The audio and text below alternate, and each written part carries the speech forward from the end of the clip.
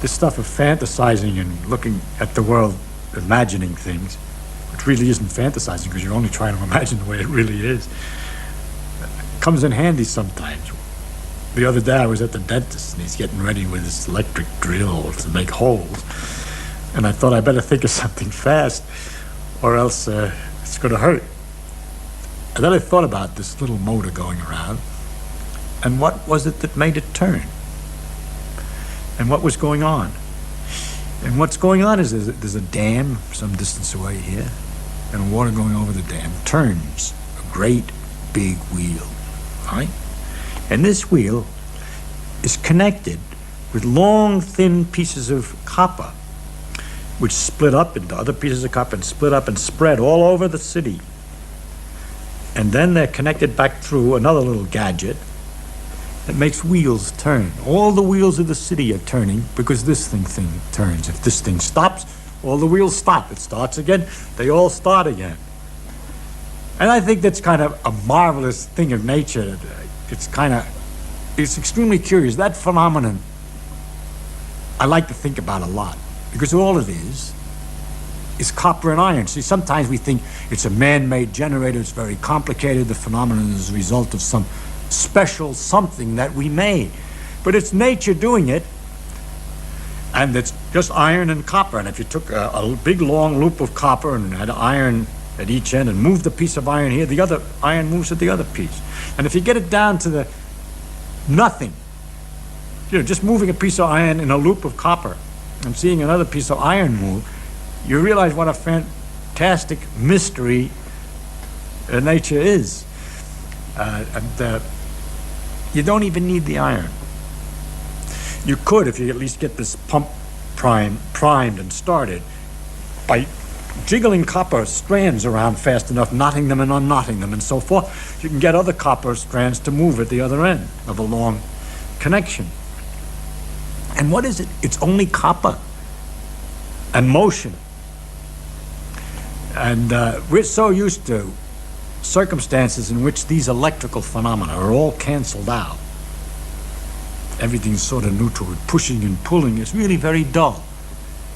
But nature has these wonderful things, magnetic forces and electrical forces. You comb your hair with your comb and you get some strange condition. So you put it in front of a piece of paper and it lifts up the paper, or the paper jiggles at a distance, far away. And that's, in fact, turns out that is the thing that's more deeper inside of everything than the things we're used to. We're used to forces that only act directly, right? You push with your finger, it only acts directly. But then you have to imagine what it is that's pushing with the finger. Ooh, the wheel in the sky keeps on turning. I don't know where I'll be tomorrow. Wheel in the sky keeps on turning.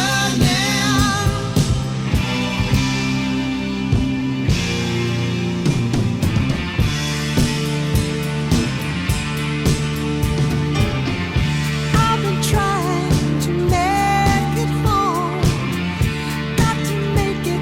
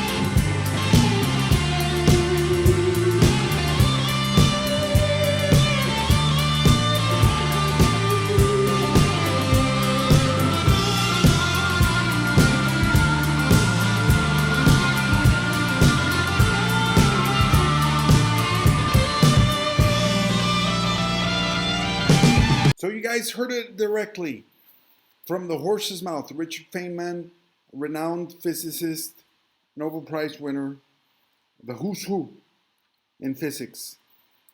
And so he's telling us that electricity comes from wheels spinning here and there and everywhere, and ultimately it comes from the wheel spinning in the sky, the firmament spinning in the sky. The canopy of the tree of life, if you will, spinning is what renders the electricity. So be sure to watch my video on what is electricity.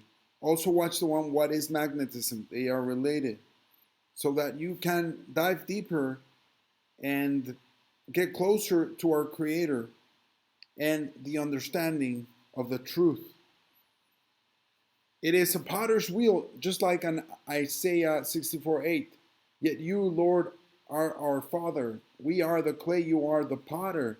We are all the work of your hand, because it is a potter's wheel that is spinning.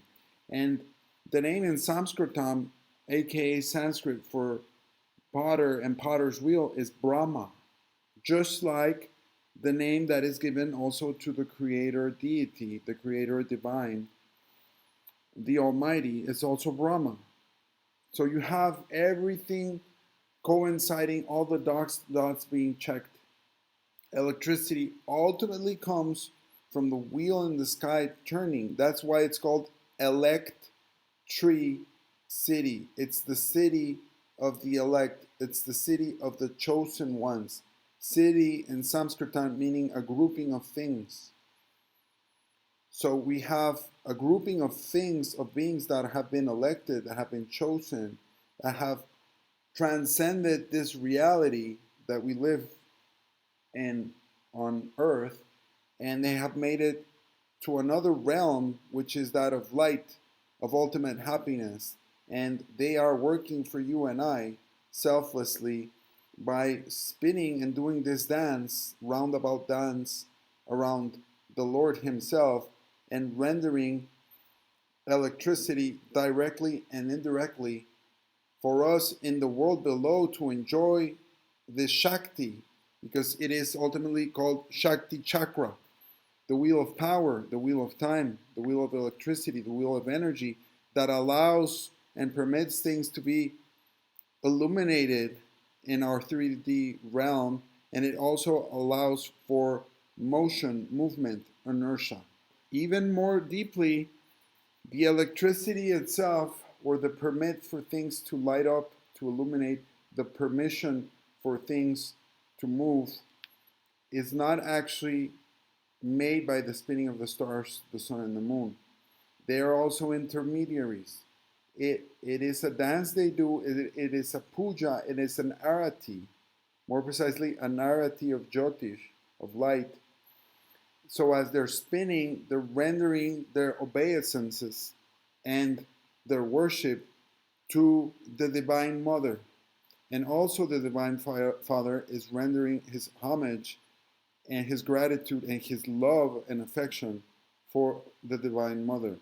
She is the one that grants this boon, this blessing, and bestows it upon them, and then they in turn bestow it upon us. And that is the ultimate source of Shakti, electricity, energy, in this realm and in any realm. Thank you so much, and have a blessed day.